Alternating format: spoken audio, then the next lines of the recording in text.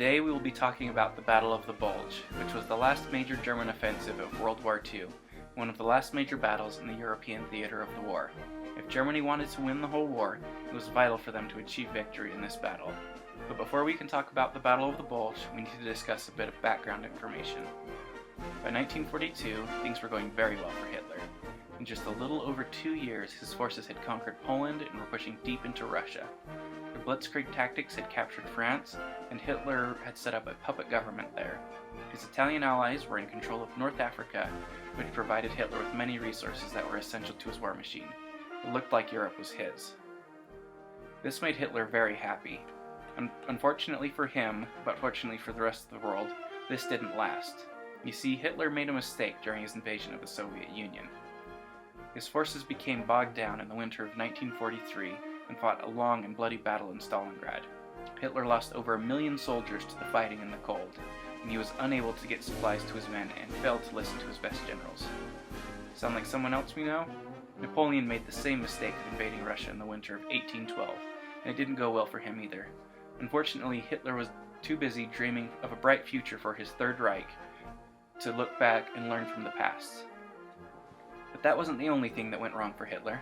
Because his forces had been weakened on the Eastern Front, the Soviets were able to launch a major offensive in the summer of 1944 called Operation Bagration.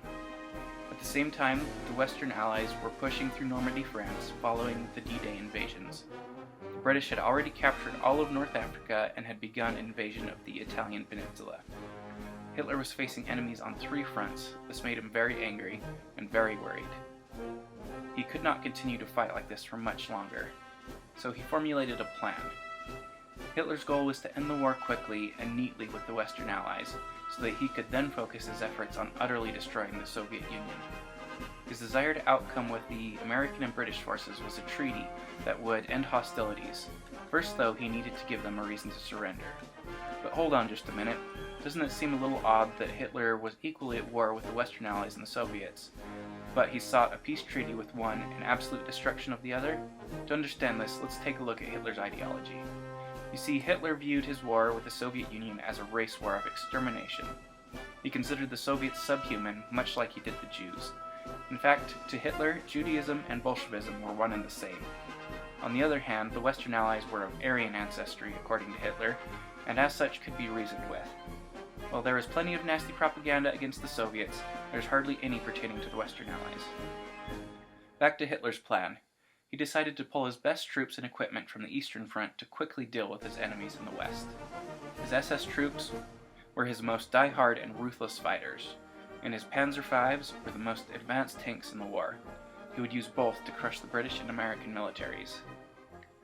He chose to start his offensive in the Ardennes forest along the Franco-Belgian border, which was rather unoriginal considering he used the exact same tactics in the exact same location 4 years earlier during his initial invasion of France.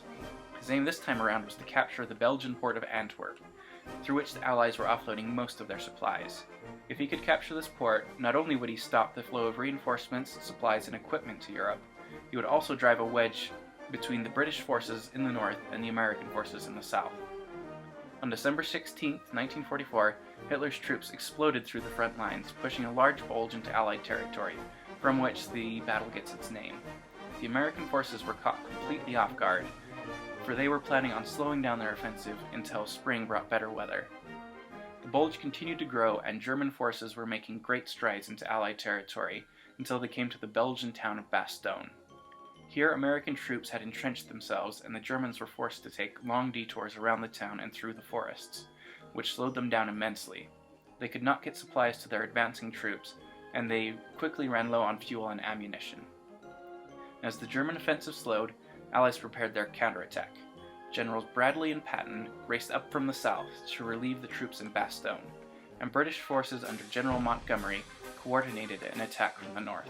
It was so effective it left the German troops reeling and allowed the Western Allies to push into Germany.